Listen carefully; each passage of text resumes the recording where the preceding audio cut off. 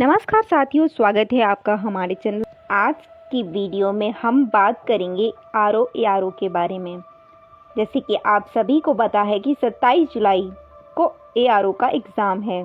जो 27 जुलाई का इंतज़ार है वो धीरे धीरे बहुत कम हो रहा है और आयोग ने इसको लेकर बहुत सी चीज़ें डिस्कस करी हैं। आप सभी लोगों को न्यूज़ आर्टिकल्स के माध्यम से पता ही चला होगा। जैसे कि आप इसमें देख सकते हैं, ARO की जो प्रारंभिक परीक्षा पर बैठक हुई।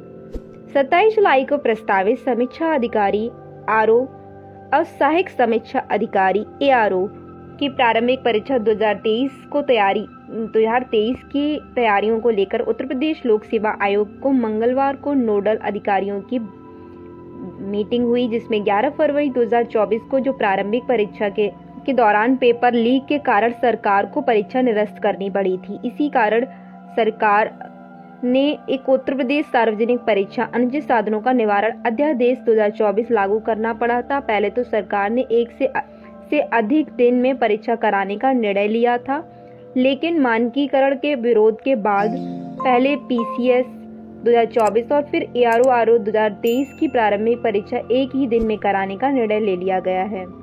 1.5 साल बाद यह परीक्षा दोबारा होने वाली है। इसमें कई सारे बदलाव भी हो चुके हैं। इस परीक्षा को प्रदेश के 2382 केंद्रों पर कराया जाएगा। समीक्षा अधिकारी, जैसे कि आप इसमें देख सकते हैं, लिखा हुआ है कि प्रदेश के 27 जिलों में 2387 केंद्र बनाए गए हैं, जिनमें से प्रयागराज में कम से कम 106 केंद्र शामिल हैं। इस बार परीक्षा की निगरानी AI तकनीक के द्वारा की जाएगी। मंगलवार को उत्तर प्रदेश लोक सेवा आयोग में हुई प्रदेश की सभी जिलों में नोडल अफसरों की कार्यशाला में परीक्षा प्रक्रिया से संबंधित जानकारी को साझा किया गया है। ARO की जो परीक्षा है वो 27 जुलाई को होगी। ARO में 411 पदों के लिए 10 लाख से अधिक अभ्यर्थियों ने पंजीकरण कराया है। आयोग के इतिहास में पहली बार इस परीक्षा में इतनी बड़ी संख्या होगी। इससे पहले 11 फरवरी 2025 को यह परीक्षा होने वाली थी, लेकिन पेपर लीक हो गया, जैसे कि आपको पहले बताया ही है। उसके बाद ये अब 17 महीनों के बाद ये दोबारा इसमें काफ़ी सारे चेंजेस हुए हैं। उसके बाद ये दोबारा एग्ज़ाम कराया जाएगा। इसमें अब AI टेक्नोलॉजी से निगरानी की व्यवस्था की जाएगी। जो भी कैंडिडेट्स की पहचान आंखों की पुतलियों से होगी उनमें, और उनकी बायोमेट्रिक से अटेंडेंस भी लगेगी। आयोग परिसर में हाईटेक कंट्रोल रूम होंगे, जिसमें हर परीक्षा केंद्र पर सीधी नज़र रखी जाएगी।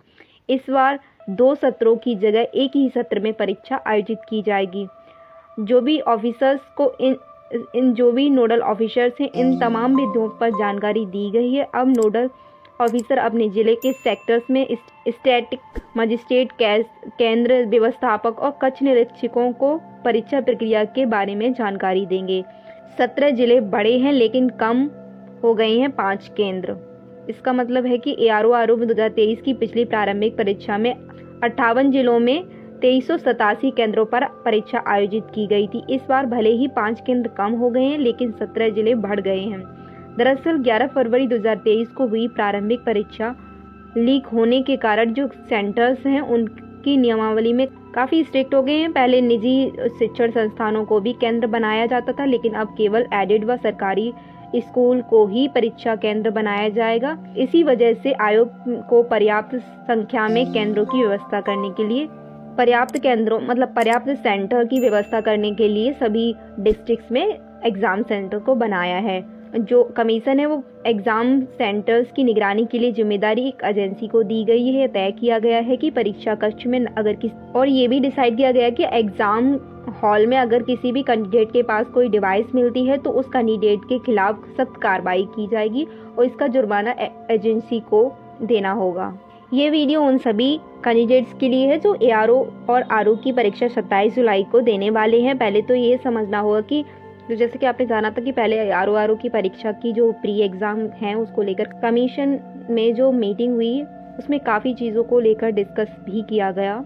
इसमें एक कमेटी गठित की गई थी, क्योंकि ARO का एग्ज़ाम है जो एक दिन में कंडक्ट कराया जाएगा। इसके वजह से कमेटी की रिस्पॉन्सिबिलिटी है कि वो एक दिन में कराए। इस पे काफ़ी सीरियस डिस्कशन रहा, क्योंकि जब पहले इसको चेंज किया गया था कि परीक्षा को एक दिन में ना करा के अलग अलग कराया जाएगा, तो काफ़ी सारा विरोध किया गया। इसके चलते अब जो पहले परीक्षा हुई 11 फरवरी को जिस तरीके से परीक्षा हुई ये सब आप लोग जानते ही हैं। 11 फरवरी 2024 को एआरओ और आरओ की जो परीक्षा हुई थी, जिस तरीके से कराई गई थी, बिल्कुल वैसा ही तरीका अपनाया जाएगा। वह एक चीज़ मतलब पेपर तो एग्जैक्टली वैसे ही होगा जैसे पहले कराया गया, तो बस एक ही चीज़ चेंज हुई है कि अब पेपर कंबाइंड कराया जाएगा, यानी जीके, जीएस और हिंदी पेपर एक साथ ही होगा। पहले पेपर दूसरी टाइमिंग हुआ करती थी, पहले मॉर्निंग के टाइमिंग में आपका जीएस का पेपर हुआ करता था, फिर इवनिंग के टाइम में आपका हिंदी का पेपर किया जाता था। तो हिंदी का पेपर ही लीक हो गया था, जिसके कारण ये